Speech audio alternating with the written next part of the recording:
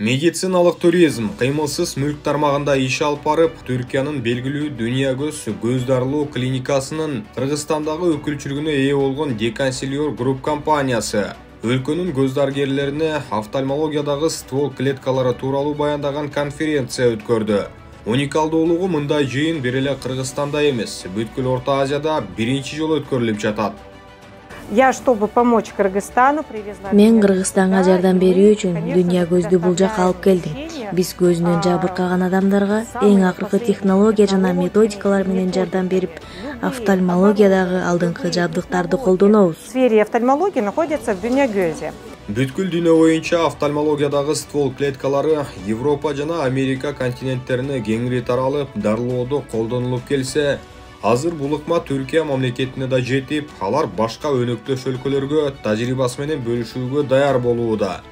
Чет жерден өз ишин мыкты билген адистер келип тажрыйбасы менен бөлүшүп жатканына көз доктор Жипаркүл Токторалиева ыраазы болду. Бүгүн мынакей Селим Дегани деген профессорубуз бизге жаңы аябай өтө татаал операциянын жолдорун көргүзүп атат. Ошонун дагы ушу көрбөй калат деген результаттан дагы 30-40% көздү баягы сактап калып, көрүүсүн сактап калуусун мен дагы таң калып карап отурамын. Эми азыр стволовой клетка боюнча дагы операцияны уккан отурабыз. Бул дагы жаңы бир какой-то новшествонун бири болуп эсептелет. Анткени себеби көздүн клеткалары бат өлүп калат. Аны кайра келтириш өтө кыйын.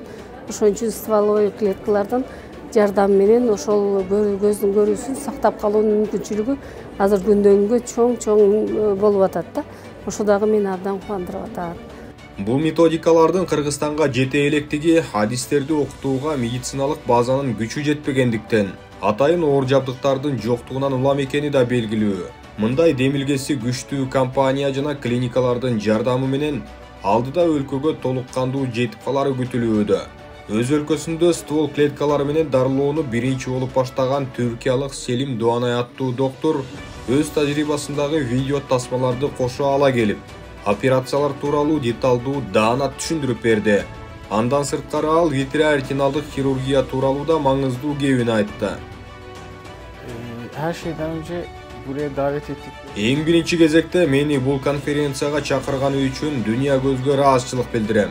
Бүгүн биз витреоретиналдык хирургиядагы нейродегенеративдик оорулар тууралуу кеп кылдык.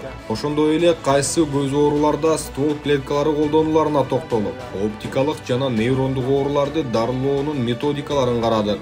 Алардын эң негизгиси болгон ствол клеткалары менен мезенхималдык дарылоо методикасы тууралуу айтып бердим. ilgili bir sunu yapacağım.